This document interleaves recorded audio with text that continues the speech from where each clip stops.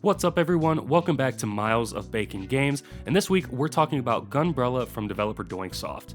Before we start, please note that this review contains light story and location spoilers, and additionally, content for this review was captured on Steam Deck. So if this game didn't pop up on your radar because of all of the really big games that came out this year, you'd be forgiven. Just not by me, because I absolutely love this game for so many reasons, and I'm here to tell you why you should lend your time to it. When I first saw gameplay videos of Gunbrella on Steam, I thought, okay, this looks like a pretty fun 2D platformer with some pretty cool combat. It sat on the very top of my backlog for about a month or so, and I was pretty excited when I finally got around to playing it. It didn't take me long to wish I had started playing it right away. The first thing that drew me in was the story. Gunbrella is a tale of revenge and the question of humanity itself.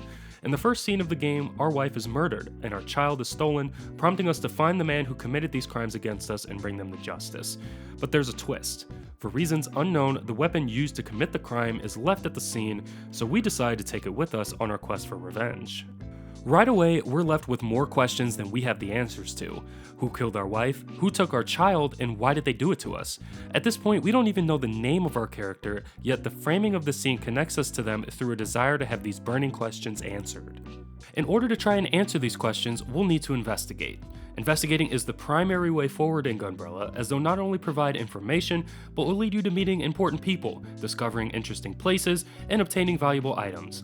They'll lead us to run-ins with the various groups and gangs who all have their own ideas about the meaning of humanity, which further complicates our own plot for revenge. Complementing the great writing of the investigations is the great art direction.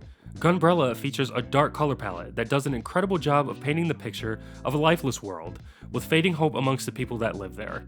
It's a shock then when we reach Avalon, the idealistic paradise where people live in a bubble, shutting the rest of the dying world out. The impact of this location is felt through the use of bright and beautiful colors as well as the lighting. More than anything though, the use of this color palette does more to further illustrate the rest of the world as a dying place, rather than illustrate Avalon as a paradise, in my opinion. Alright, so now let's talk about the Gunbrella itself. The Gunbrella is a lot of things. Aside from being the murder weapon that was used to kill our wife, it's a status symbol, carried only by the Parasol gunmen, at least usually. People either fear or revere those who carry this weapon, and the mystery of our own Gunbrella is something we spend a large portion of the game trying to unravel.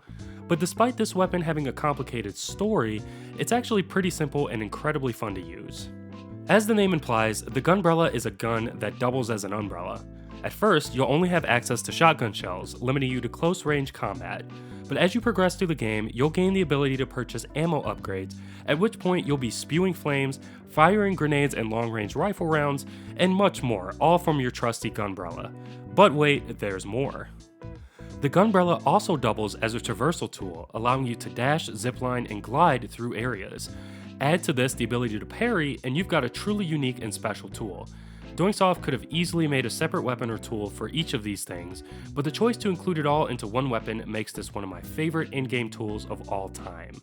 Combining the versatility of the Gunbrella with combat that requires a modest level of strategy creates a seriously fun gameplay experience. You'll spend a lot of time in sewers, dark caves, and winding buildings that all have tight corners and cramped spaces where you can be easily flanked by enemies who will always outnumber you. This means you can't just run and gun through these areas. You'll have to strategize, often through trial and error, how you can best maneuver each corner and pathway to take out entire groups of enemies at a time.